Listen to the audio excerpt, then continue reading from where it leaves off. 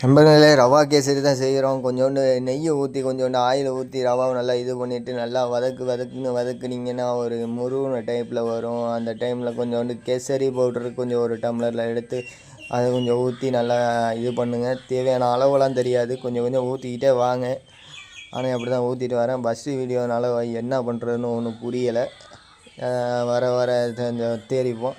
First திணறுது, என்ன வீடியோன்னு பார்ப்போம். போட்டு நல்லா கிண்டுன்னு கிண்டிகிட்டு வந்தீங்கன்னா நல்ல ஒரு இந்த கேசரி கலருக்கு வரும். அந்த இதில் போட்டு நல்லா வதக்குறப்பயே நல்லா வதக்கணும். எனக்கு பிடிக்க தெரியாது, நல்லா வதக்க தெரியலை.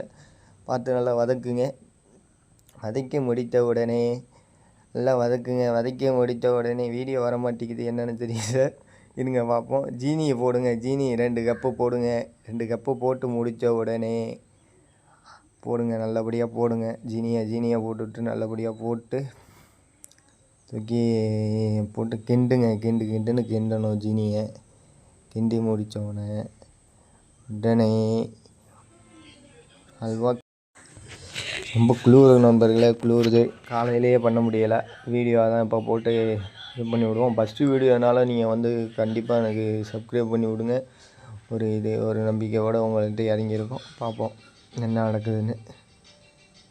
போடுங்க. நல்லா கிண்ட முடியலை நண்பர்களே.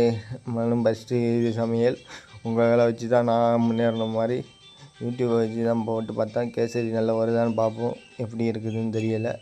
நல்லா கிண்டி முடித்தோன்னா நல்லா ஒரு கொலப்பாக வரும் தான் நண்பர்களே.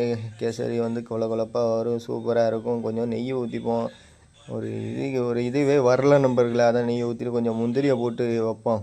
முன்னாடியே கொஞ்சம் முந்திரியை போட்டு சூப்பராக ரெடி பண்ணி வைப்போம். நல்லா இருக்குது நண்பர்களே, சாப்பிடுங்க.